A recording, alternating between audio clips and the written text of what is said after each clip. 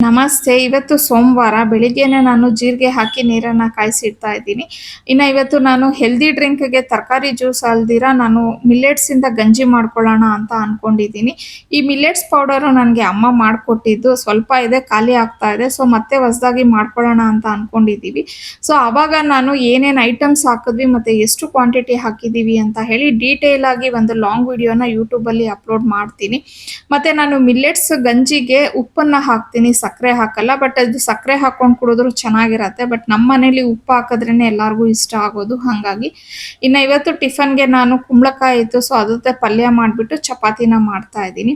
ಹಾಗೇನೆ ಮಧ್ಯಾಹ್ನ ಬಾಕ್ಸ್ಗೆ ಹಸ್ಬೆಂಡ್ ಊಟ ತಗೊಂಡು ಹೋಗ್ತಾರಲ್ವಾ, ಸೊ ತರಕಾರಿ ಸಾರು ಮಾಡಿಬಿಟ್ಟು ಮುದ್ದೆನ ಮಾಡ್ಕೊಡ್ತಾ ಇದ್ದೀನಿ. ಮತ್ತೆ ಒಂದು ಮುದ್ದೆ ಎಕ್ಸ್ಟ್ರಾ ಮಾಡಿ ಇಟ್ಟಿರ್ತೀನಿ, ಯಾಕಂದ್ರೆ ನಾನು ಮಧ್ಯಾಹ್ನ ಮುದ್ದೆನೇ ತಿಂತೀನಿ. ಒಬ್ಬಳಿಗೆ ಮತ್ತೆ ಯಾರು ಮಾಡ್ಕೋತಾರೆ ಅಂದ್ಬಿಟ್ಟು ಬೆಳಿಗ್ಗೆನೆ ಮಾಡಿಟ್ಕೊಂಡಿರ್ತೀನಿ.